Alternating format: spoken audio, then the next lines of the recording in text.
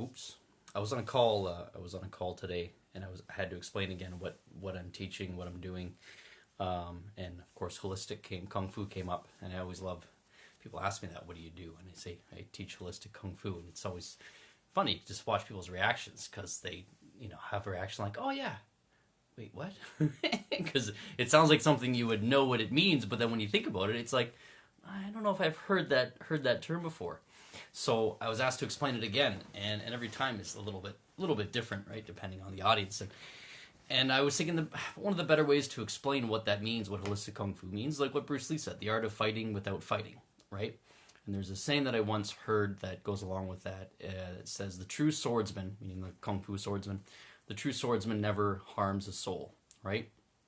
You think about that. True swordsman never harms a soul. What does that mean? Well, when you think about when you see someone that's very skilled at martial art, and there's that people think that a good kung fu person is like superhuman. They have really great speed. They're pretty fast. Their muscles fire really quick, right? So they do have good speed, good coordination, but a lot of that speed and reaction time only is an illusion because they react very quick because they know how the body works. They've studied the way the body works and body mechanics so long. They have a natural intuitive sense of the way the body works. So basically when they see someone start to move, they can predict how the person's going to move. Like Wayne Gretzky was a great hockey player, and he said that it's because he was always skating to where the puck was going to, not where it was, right? It's the same thing in kung fu. Person gets a really good intuitive sense of body mechanics, and they know based off a slight motion how someone's going to throw a strike and what it's most likely to look like, what they're most likely to do, how they're going to react, right? And it's like the best way to think of it is think of like a wheel, okay? Like a wheel with a hub and spokes and an outer wheel. The regular person, when they see the body move, they see the outer wheel turn, right? Like someone at a higher level, they don't. I mean, they see that, but they're looking at the spokes, or if they're even at a higher level, they're looking at the hub, right? So based on the way the hub is turning, they know how the wheel's going to turn. Whereas the regular person would see the wheel turn and be like, "Oh my God, wheel's turning! What do I do?" The high level practitioner sees the hub, and they know what's going to happen based on that hub turning, right? So that's where a certain level of mastery comes in. It's not that the speed is superhuman, it just looks that way because they know how the person's going to move, because they're not looking at the wheel, they're looking at the hub, right? So think about that now.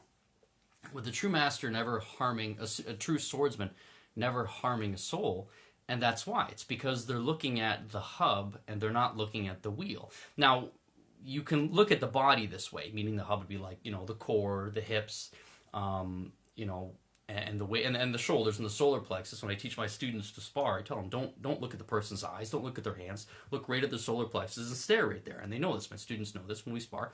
Look right at the solar plexus and you don't move, and that way you can see everything. You see the head, you see the hands, you can see the feet, everything with your peripheral vision. But you see the core. When the core moves, then you get an idea of how the body's going to move. You're looking at the hub, right? And the more you focus on the hub, I mean, don't like direct too much focus on it, but you rest your eyes there so you can see everything else move ahead of time. So that analogy works on the physical level, but then it works beyond that as well. And this is where the term holistic kung fu comes in, right? If you have to physically defend yourself, I teach a lot of my students that if you have to physically defend yourself, you've already messed up. You've already failed because you prevented something from happening steps before that.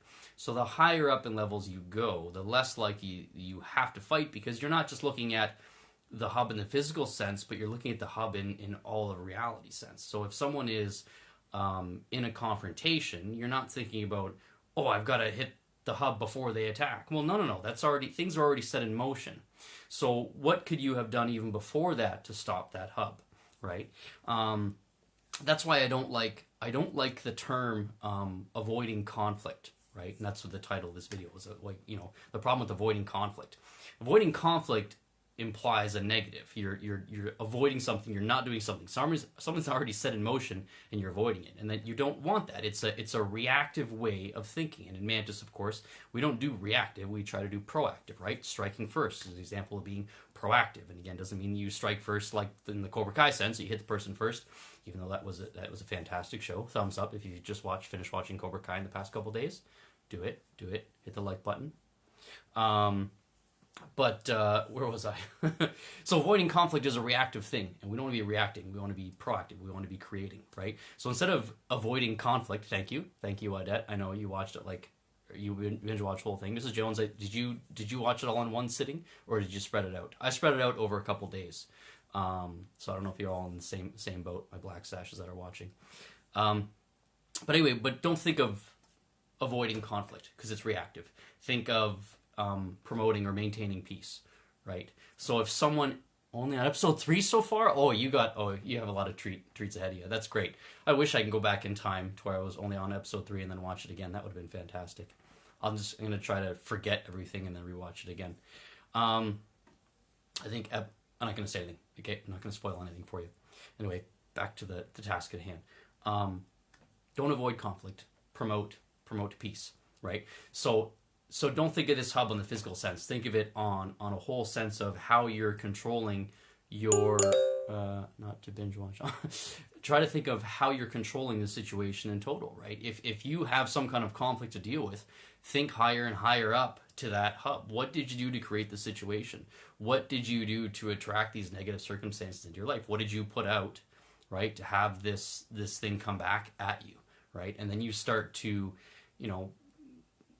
have an internal locus of control and think about the things that you can control that would bring about these these conflicts or whatever, and what you can do to prevent them from happening, right, rather than have them happening and then react to them.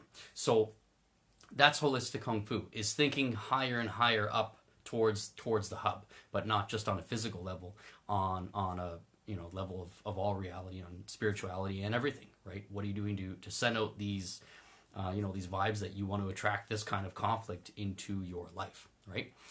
So anyway, think on that. That's kind of a little bit of the meaning of holistic kung fu. There's more, but I just thought some thoughts came to my head after I had this call, and I thought I'd share them with you guys. So thanks for watching. I hope you're having a good night, and I will talk to you guys soon. Oh, and if you find this useful or entertaining in any way, please feel free to share it and like and comment below. Thanks, guys. Talk to you soon.